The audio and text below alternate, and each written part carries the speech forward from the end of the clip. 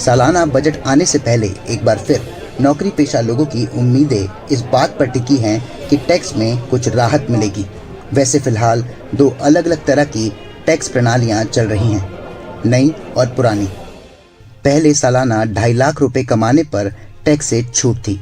नई स्कीम में 3 लाख रुपए तक कमाने वाले लोगों को टैक्स से छूट है। पुरानी प्रणाली में 2.5 लाख से 5 लाख तक 5% टैक्स लगता था।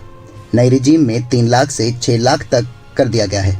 पहले 20% टैक्स सालाना 5 लाख से 10 लाख तक कमाने वालों पर लगता था।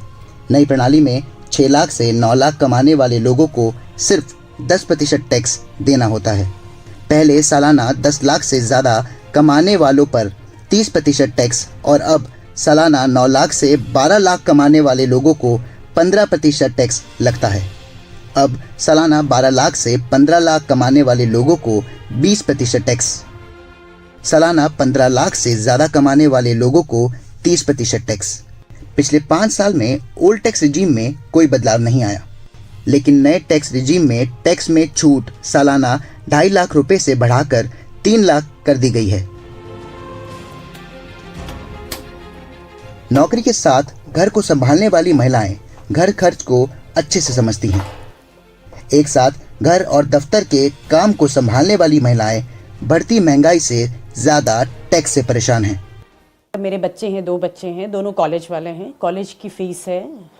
अब आप इनफैक्ट देखिए महंगाई कितनी बढ़ रही है, तो हर जगह टैक्स देना पड़ता है। हम कोई सामान खरीदने जाते हैं वहाँ भी टैक्स देना पड़ता है। मेरी सैलरी आती है वहाँ भी टैक्स देना पड़ता है। तो मतलब हम लोग सेविंग्स नहीं कर पाते। तो हम लोग सेविंग्स नहीं कर पाएंगे तो हम क्या बच्चे के लिए, आगे के लिए फिर क्या कर पाएंगे। तो सब कुछ हमारा टैक्स में निकल जाता है। तो इसलिए मैं ये एक्सपेक्ट करती हूँ बजट से कि मिडिल क्लास सैलरीड पीपल के लिए मतलब टैक्स में रिबेट देनी चाहिए। जो स्लैब है स्लैब को इंक्रीज़ करना चाहिए। रोज़मर्रा का घर का खर्च, बच्चों की पढ़ाई का खर्च और उसमें भी हर चीज़ पर टैक्स। आखिर आम इंसान बचत कैसे करे? अभी का जो बजट है उसमें थोड़ा सा जो खासकर जो सैलरीड क्लास लोग हैं उनको थोड़ी सी परेशानी का सामना करना पड़ रहा है। अब देखिए ना, जैसे मेरा बेटा पढ़ रहा है अभी कॉलेज में, तो अब मैं देख रहा हूँ कि आने वाले जब उसमें एडमिशन लेगा कॉलेजेस में, तो मैं चाहता हूँ कि उसमें कुछ स्लैब्स कुछ इस तरह से आएँ कि हमको अधिक से अधिक उसमें उनको लाभांश हम लोगों को हो, ताकि हम उसके अंदर हमको टैक्स कम से कम लगे। सरकार इस बार के बजट में सैलरीड लोगों को कैसे राहत दे सकती है?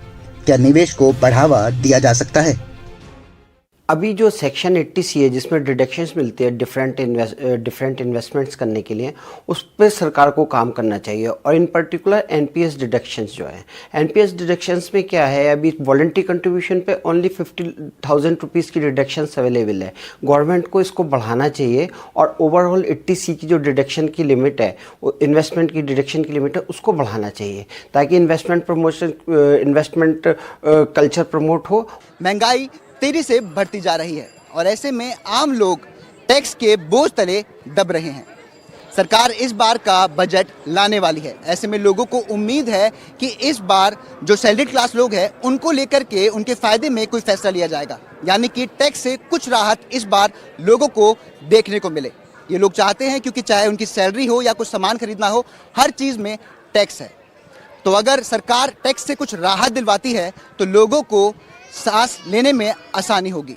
दिल्ली से कैमरामैन मुरसलीन के साथ शुभांग सिंह ठाकुर, एनडीटीवी इंडिया।